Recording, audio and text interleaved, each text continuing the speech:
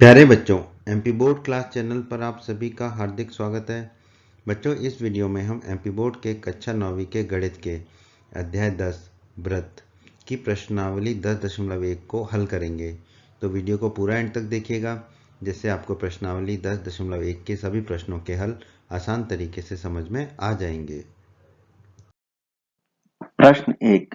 दोस्तों, प्रश्नावली 10.1 के प्रश्न 1 और प्रश्न 2 को हल करने के लिए आप हमारा अध्याय 10 व्रत के परिचय का वीडियो अवश्य देखें, क्योंकि अध्याय 10 के परिचय के वीडियो में प्रश्नावली 10.1 और प्रश्न 1 और प्रश्न 2 दोनों के उत्तर आपको आसानी से मिलेंगे और समझ में आएंगे। ठीक है, फिर भी हम इन प्रश्नों को यहाँ पर हल करते हैं। यहाँ पर भी आपको ये सभी दोनों प्रश्नों के उत्तर समझ में आएंगे। तो प्रश्न एक क्या कहता है दोस्तों? प्रश्न एक कहता है खाली स्थान भरिए। ठीक है, इस प्रश्न के 6 भाग हैं। तो पहले भाग में है वृत्त का केंद्र वृत्त के खाली स्थान में स्थित है। ठीक है, ब्रैकेट में हमें 2 ऑप्शन दिए हैं, बहिर्भाग और अभ्यंतर। तो जैसा कि हमने परिचय में पढ़ा था दोस्तों, ये एक वृत्त है और ये उसका केंद्र है। ठीक है, अब हमें पता है वृत्त के जो अंदर अंदर का भाग होता है उसे हम क्या कहते हैं? अभ्यंतर कहते हैं। ठीक है, और जो वृत्त होता है, ठीक है, जो गोला बना हुआ है, ठीक है, जिसका की रंग अभी बदला हमने, ठीक है, ये जो गोला है वृत्त, ठीक है, इसे हम कहते हैं वृत्त। ठीक है, और इस वृत्त के बाहर के भाग को हम कहते हैं बहिर्भाग। ठीक है, तो अब आप बताइए वृत्त का केंद्र कहाँ स्थित है? वृत्त का केंद्र अभ्यंतर में है, वृत्त में है या बहिर्भाग में है? यहाँ से हम आसानी से बता सकते हैं कि वृत्त का केंद्र कहाँ स्थित है? अभ्यंतर में स्थित है। ठीक है, वृत्त का केंद्र अभ्यंतर में स्थित है, तो यहाँ खाली स्थान में क्या आएगा? अभ्यंतर।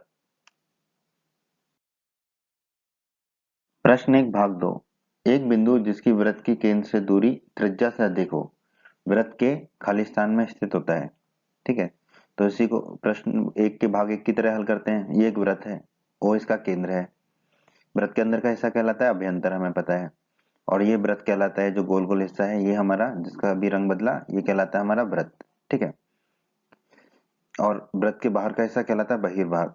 ठीक है, यहाँ पर हमने एक त्रिज्या खींची जिसकी लंबाई ओ है और एक बिंदु लिया P, ठीक है, जो कि OA से अधिक दूरी पर स्थित है। ठीक है, OP जो है OA से बड़ा है। तो अब आप देखिए, ये जो P बिंदु है, ये जो P बिंदु है, ये किस क्षेत्र में स्थित है? वृत्त के बहिर्भाग में स्थित है। ठीक है, तो इस प्रश्न का उत्तर क्या हो जाएगा? बहिर्भाग। खाली स्थान में हम लिख देंगे बहिर्भाग। प्रश्न 1 भाग 3। वृत्त की सबसे बड़ी जीवा वृत्त का खाली स्थान होता है। ठीक है, तो हमें खाली स्थान भरना है, तो हम इसको हल करते हैं। हमने एक वृत्त बना लिया जिसका केंद्र वो है, एक जीवा ली पी क्यू, फिर दूसरी जीवा ली एक्स वाई, केंद्र की तरफ हम बढ़ते गए। फिर केंद्र से होकर जीवा खींची हमने ए बी, ठीक है, जो केंद्र ओ से होकर जाती है। ठीक है, तो ये चीज हमने अध्याय 10 के परिचय में पढ़ चुके हैं, तो आप हमारे अध्याय 10 के परिचय का वीडियो अवश्य देखें। उसमें हमने बताया था कि व्यास जो होता है वृत्त की सबसे लंबी जीवा होती है, अर्थात वृत्त की सबसे लंबी जीवा क्या होती है? वृत्त का व्यास होता है। तो इस खाली स्थान में क्या आ जाएगा? व्यास। वृत्त की सबसे बड़ी जीवा वृत्त का व्यास होता है। प्रश्न 1 भाग 4। भाग 4 में हमें दिया गया एक चाप खाली स्थान होता है जब इसके सिरे एक व्यास के सिरे हों। तो दोस्तों, जैसा कि हमने अध्याय 10 के परिचय के वीडियो में पढ़ा था, जब एक चाप के सिरे व्यास के सिरे हों तो दोनों चाप बराबर हो जाते हैं और प्रत्येक चाप को हम क्या कहते हैं? अर्धवृत्त कहते हैं। ठीक है, तो उसे हम फिर से समझ लेते हैं। ये एक वृत्त है, ठीक है, और पी क्यू क्या है? हमारा व्यास है। ठीक है, और ये लाल रंग का जो है चाप, ये जो है एक चाप है जिसके दोनों सिरे क्या है? व्यास के सिरे हैं। ठीक है, और ऊपर नीला वाला भी क्या है? एक चाप है, इसके भी दोनों सिरे क्या है? व्यास के सिरे हैं। ठीक है, तो ये दोनों क्या कहलाएंगे? अर्धवृत्त कहलाएंगे। तो एक चाप अर्धवृत्त होता है जब इसके सिरे एक व्यास के सिरे हों। ठीक है, तो जो नीला वाला हिस्सा है ऊपर वाला चाप, वो अर्धवृत्त कहलाएगा और लाल वाला चाप भी अर्धवृत्त कहलाएगा। हम खाली स्थान में क्या लिख देंगे? अर्धवृत्त। तो हमारा जो सेंटेंस है वो क्या बन जाएगा? एक चाप अर्धवृत्त होता है जब इसके सिरे एक व्यास के सिरे हों। तो खाली स्थान में आएगा हमारा अर्धवृत्त। प्रश्न 1 भाग 5। भाग 5 में हमें दिया गया वृत्तखंड एक चाप तथा खाली स्थान के बीच का भाग होता है, तो हमें खाली स्थान भरना है। ठीक है, जैसा कि हमने अध्याय 10 के परिचय के वीडियो में पढ़ा था, जीवा तथा चाप के मध्य क्षेत्र को हम क्या कहते हैं? वृत्तखंड कहते हैं। ठीक है, जीवा तथा चाप। ठीक है, तो चाप तथा जीवा के मध्य के क्षेत्र को भी हम क्या कहेंगे? वृत्तखंड कहेंगे। ये हमारा एक वृत्त है, PQ एक जीवा है। ये लाल रंग का जो PQ है वो क्या है? हमारा चाप है। ठीक है, तो जीवा और चाप के बीच मध्य के क्षेत्र को, बीच के भाग को क्या कहेंगे हम? वृत्तखंड। तो ये जो लाल रंग का चाप है वो छोटा चाप है। ठीक है, लघु चाप है, तो इसे हम कहेंगे लघु वृत्तखंड। उसी तरह जो नीला वाला चाप है ऊपर वाला, ये हमारा दीर्घ चाप है। तो दीर्घ चाप और जीवा के बीच के क्षेत्र को हम क्या कहेंगे? दीर्घ वृत्तखंड। ठीक है, तो इस तरह हमने जाना वृत्तखंड जो है वो एक चाप तथा जीवा के बीच का भाग होता है। ठीक है, तो यहाँ पे हम लिख देंगे जीवा, तो खाली स्थान में हमारा क्या आएगा? जीवा। क्यों? क्योंकि वृत्तखंड एक चाप तथा जीवा के बीच का भाग होता है। प्रश्न 1 भाग 6, एक वृत्त जिस तल पर स्थित है उसे खाली स्थान भागों में विभाजित करता है। तो हमें बताना है कि एक वृत्त जिस तल पर स्थित है उसे कितने भागों में विभाजित करता है। तो जैसा कि हमने अध्याय 10 के परिचय के वीडियो में पढ़ा था, एक वृत्त उस तल को जिस तल पर वह स्थित है 3 भागों में विभाजित करता है। तो उत्तर तो हमें मिल गया, 3 भागों में विभाजित करता है। इसको हम फिर से समझ भी लेते हैं। ये एक तल है, इस तल में ये एक वृत्त है। ठीक है, तो वृत्त के अंदर के भाग को हम कहते हैं अभ्यंतर, और वृत्त तो वृत्त है हमारा, तो ये हो जो हरे रंग का है वो वृत्त है, और वृत्त के बाहर के भाग को कहते हैं हम बहिर्भाग। ठीक है, तो एक वृत्त उस तल को जिस पर स्थित है वो कितने भागों में विभाजित किया? अभ्यंतर, वृत्त और बहिर्भाग, यानी कि 3 भागों में। तो एक वृत्त जिस तल पर स्थित है उसे 3 भागों में विभाजित करता है। तो खाली स्थान में क्या आ जाएगा हमारा? 3। ठीक है, एक वृत्त जिस तल पर वह स्थित है उसे 3 भागों में विभाजित करता है। दोस्तों, प्रश्न 2 में हमें बताना है कि दिए हुए कथन सत्य हैं अथवा असत्य, और उनके उत्तर का कारण भी देना है कि वो क्यों सत्य है अथवा क्यों असत्य है। ठीक है, इस प्रश्न में 6 भाग हैं। ठीक है, तो इन प्रश्नों के 6 भाग को हम यहाँ हल करते हैं।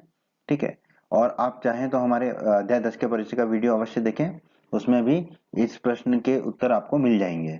ठीक है, तो हम इन प्रश्न 2 को हल करते हैं। भाग 1 में हमें कथन दिया गया है, केंद्र को वृत्त पर किसी बिंदु से मिलाने वाला रेखाखंड वृत्त की त्रिज्या होती है। तो जैसा कि हमने अध्याय 10 के परिचय में पढ़ा था, केंद्र को वृत्त के किसी भी बिंदु से मिलाने वाला रेखाखंड क्या कहलाता है? वृत्त की त्रिज्या कहलाता है। तो ये कथन तो सत्य ही होगा। ठीक है, इसको फिर से समझ लेते हैं। ये वृत्त है, वो इसका केंद्र है। ठीक है, वृत्त के किसी बिंदु, हमने एक बिंदु लिया वृत्त पर P। ठीक है, तो OP जो रेखाखंड है वो क्या होगी? हमारी वृत्त की त्रिज्या होगी। ठीक है, क्योंकि P बिंदु जो है वृत्त पर स्थित है। ठीक है, वृत्त पर से किसी बिंदु को केंद्र से मिलाने वाला रेखाखंड वृत्त की त्रिज्या कहलाता है। तो दिया हुआ कथन क्या हो गया हमारा? सत्य। ये कथन सत्य है। प्रश्न 2 भाग 2 में हमें कथन दिया है, एक वृत्त में समान लंबाई की परिमित जीवाएं होती हैं। परिमित का मतलब होता है कि गिनती की। ठीक है, जैसे कि 2, 4, 6।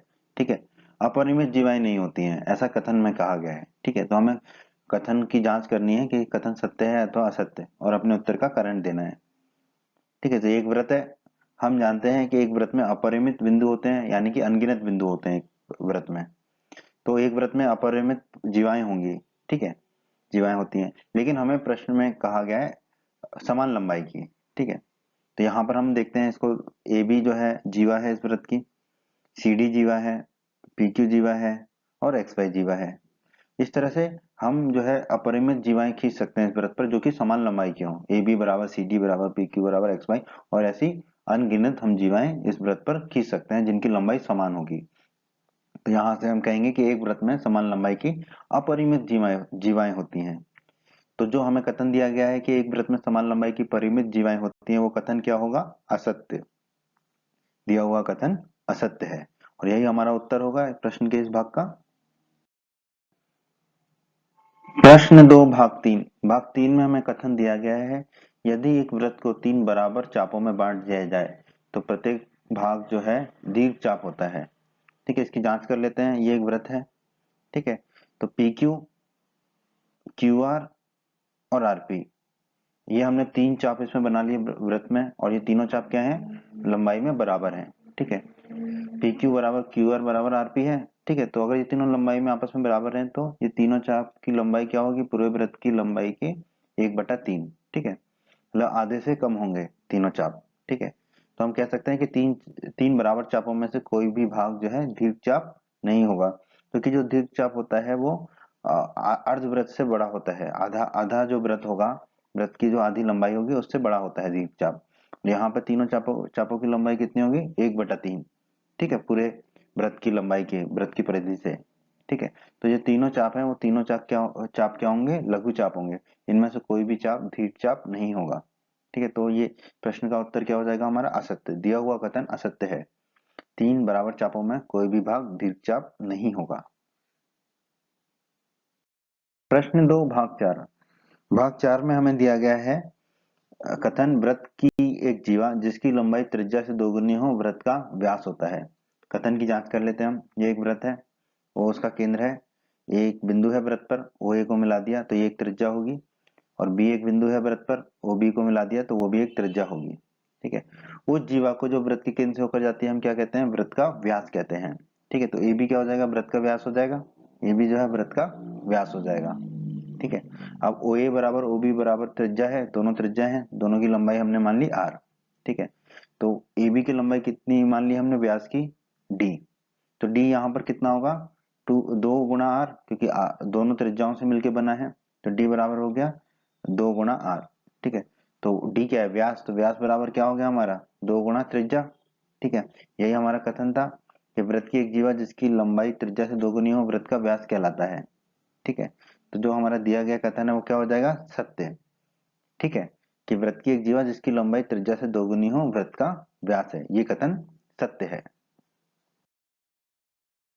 2 भाग 5। भाग 5 में हमें दिया गया है कथन त्रिज्यखंड जो है वो जीवा एवं संगत चाप के बीच का क्षेत्र होता है। ठीक है, तो हमें बताना है सत्य है अथवा असत्य। ठीक, जैसे कि त्रिज्यखंड किस किस से मिलकर बना, त्रिज्या और खंड, मतलब। ठीक है, तो त्रिज्या तो होना आवश्यक था, त्रिज्या नहीं है, तो वैसे तो ये कथन असत्य है, फिर भी हम इसको समझते हैं। जैसा कि हमने अध्याय 10 के परिचय में पढ़ा था, केंद्र को एक चाप के सिरों से मिलाने वाली त्रिज्याएं एवं चाप के बीच का क्षेत्र क्या कहलाता है, त्रिज्यखंड कहलाता है। इसे फिर से समझ लेते हैं। हमें एक वृत्त दिया गया है और उसका केंद्र। ठीक है, पी क्यू जो है एक चाप है। ठीक है, ये लाल वाला जो है लघु चाप है और नीला वाला जो है दीर्घ चाप है। ठीक है, और पी और क्यू क्या है, इन दोनों चापों के सिरे हैं। ठीक है, तो इन दोनों सिरों को केंद्र से मिला देंगे हम, पी को भी और क्यू को भी।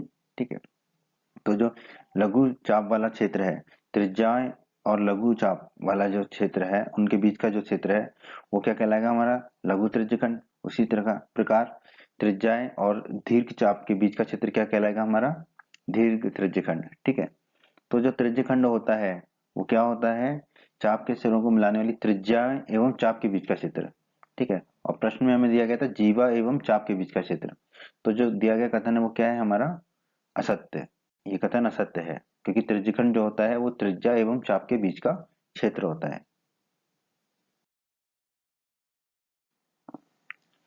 प्रश्न 2 भाग 6। भाग 6 में कथन दिया गया वृत्त एक समतल आकृति है। ठीक है, तो दोस्तों जैसा कि हम जानते हैं वृत्त की कोई ऊंचाई नहीं होती। ठीक है, वृत्त की सिर्फ त्रिज्या होती है, केंद्र होता है, परिधि होती है। ठीक है, ये हमारा एक समतल है।